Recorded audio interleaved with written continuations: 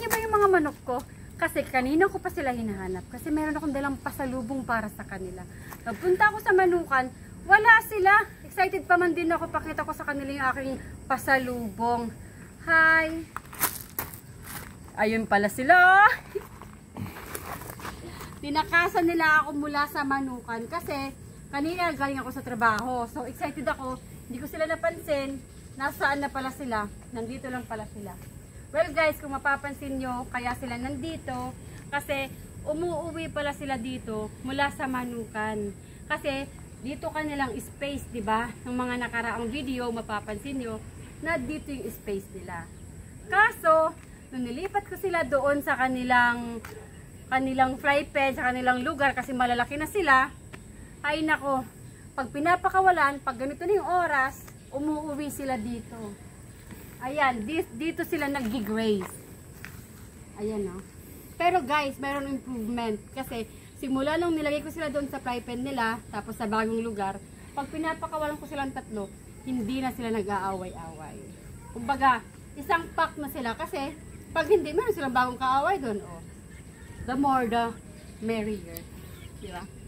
So guys, papauwiin ko na sila doon para i-settle na sila kasi gabi na. Magisindi pa tayo ng katol, maglalagay pa tayo ng ilaw para mas komportable sila ngayong gabi. Siyempre, bibigyan natin sila ng ating Vita Pro Max na vitamins para sa kanila. Para siguradong malulusog ang ating mga white girls. So, Notorious, tara na. Chik, chik, chik, chik, chik. Hoy, tara na, muli na. Chik, chik. Tara na. Kami na. Muli. Hoy. Chik, chik, chik, chik. Tara na. Bye-bye. Tara na, God.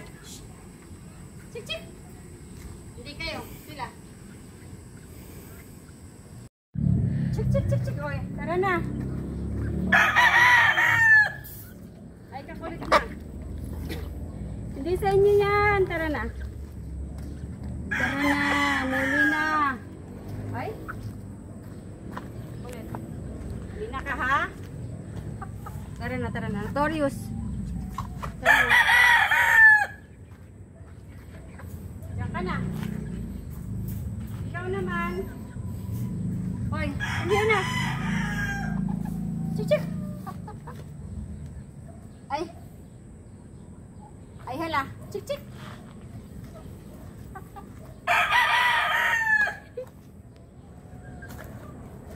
Jajo. Uy, saan ka pupunta? Rengi na.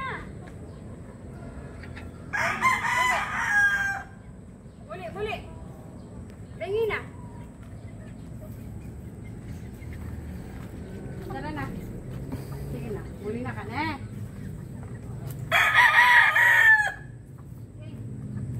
Sa wakas, nadakip ko rin siya.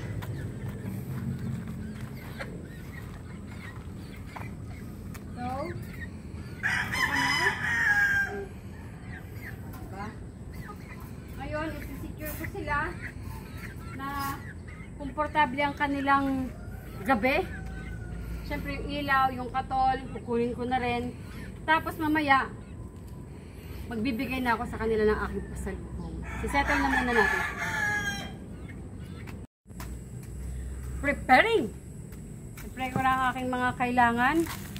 Yung katol siyempre para sa kanila. Itong tawag sa amin lampara. Paritan. Tapos naman siyempre yung pagkain. Kasi kailangan nila ng pagkain. Pang overnight nila na pagkain. So, ayun, magsisindi na tayo dito. Tapos, ilalagay ko na doon. Siyempre, may kasama yung solar light. Kunin ko pa, medyo may araw pa naman. Konting charge pa habang nagsisindi lang ako ng katol.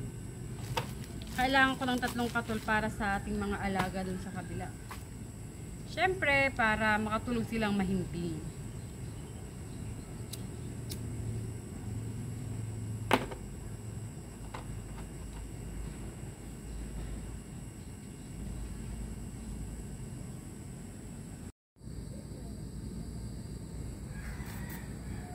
Happy birthday. Well, ayan na. Kunin ko na yung ating ilaw.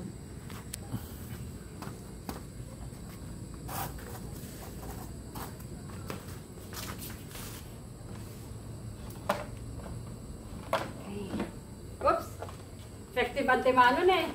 May ilaw agad. Imagine nyo, overnight meron kayong free ilaw. Diba? Diba?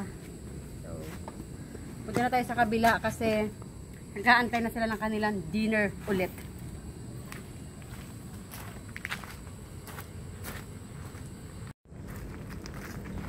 So guys, ito yung aking paraphernalia nila para sa ngayong gabi.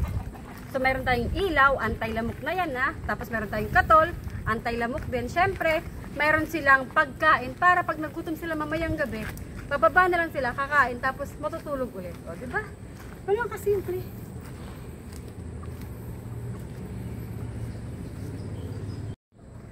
Alam nyo ba guys, dati wala akong pakialam sa mga manok. Pag sinasabi niya na, o magpainom ka, naglalagay lang ako ng inumin. Hindi ko man hinugasan yung kanilang inuman. Hindi. Pero ngayon, mayroon na akong passion, oh. Diba? Sa pag-aalaga ng manok. So pag sinabi niyang, magpainom ka na, bago pa niya sinabi, nag-refill na ako. Bago pa niya sinabi, nilinis mo yung mga kainan nila, tapos na. All done. Kasi, ganoon ko na sila kamahal yung mga manok ko. Mga manok ko at saka syempre mga manok yung parang ganito. Oo, andito na. Oo. Ito na yung ilaw. Ilagay ko na dito.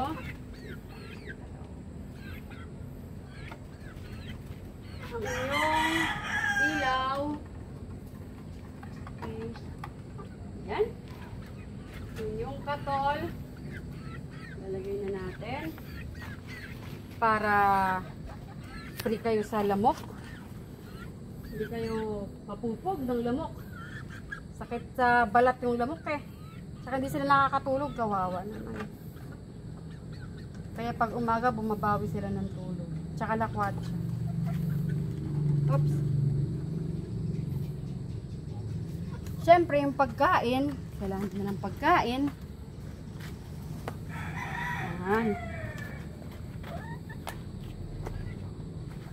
Bagong lahat. Yung isa sa kayo. Yung isa sa ilaw ilalagay ko na dito. Okay. Tapos katol.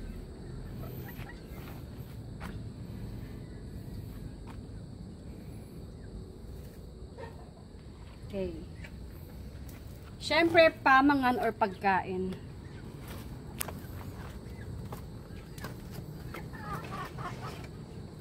Ay. Sabi ko nga, lilinisin muna ang kanilang inumin. Dati, alam nyo, tingnan nyo yung madumi yan. Tingnan nyo. Yan, di ba? Nakikita nyo? Murky na. May mga buhangin na. Dati lalagyan ko lang yan. Pero ngayon, hindi na pwede. Hindi na pwede yung ganun. Kawawa yung mga manok. Kaya kailangan mayroong tiyaga. Kaya yung mga misis dyan, huwag din ang pagalitan rugo yung mga mister nyo. Pag may oras silang nag-aalaga ng manok. Kasi, ano yun nila eh? Passion. Pagmamahal, di ba? At saka parang bonding yun na rin mag-asawa. Habang naglilinis siya, dun kayo magkakatak. Hindi. Habang naglilinis siya ng inuman, ng mga gamit ng mga manok, makipagkwentuhan kayo sa kanya. Bonding na rin hanggang sa di mo mamamalayan, nagugustuhan mo na pala yung gusto niya. Katulad ko, nagsuggest lang ako na gusto ko ganitong klaseng manok. Gusto ko ganito yung kulay. Gusto ko ganito yung kulay ng mata. Gusto ko ganito yung ganito. Hanggang sa, sabi ni Barangay Donna, magsarili ka ng manok para wala akong naririnig ang ingay mo. Ayan. Ayan ang aking produkto ng aking sariling manok, diba guys? Baga, sana yan lang yun. At syempre, kailangan love mo rin yung mga manok. Love mo yung mga alaga mo. Ikaw pa yung unang kakabahan pag pumatak yung ulan na malakas. Ay! Pag sumikat ng araw, yung Nakahiga ka pa. Tapos yung mga manok na gutom na eh. Nako nako. Kanat B. Kailangan na silang kumain, kailangan silang uminom kasi umaga na kaya obligado akong tumayo. Oh. Konting kain lang tapos bibigyan ko na sila ng aking pasalubong. Itong aking Vita Pro Max na pasalubong. Saktong-sakto. Pahinga time, kumain na rin sila. Let's go. Ikaw na muna ang mauna.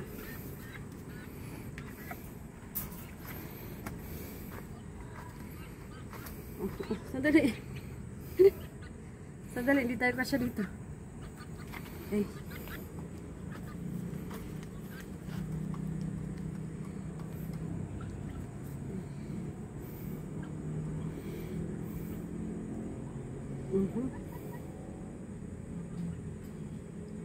Okay. Sarap.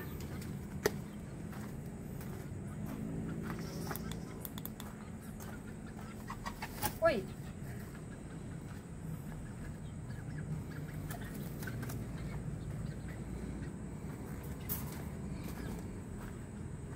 Next naman.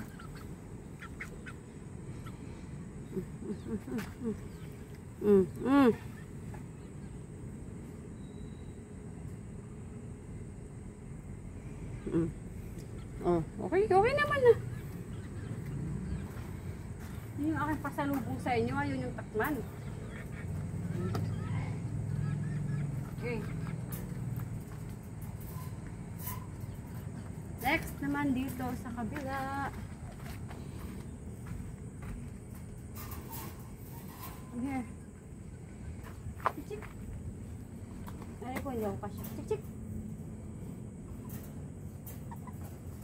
Okay. Whoops. Whoopsie. Okay, next naman. Yeah. Sandali lang to. Wala pong manok na nasaktan dito. Sila ay papainumin lang ng ating vitamins. Sige.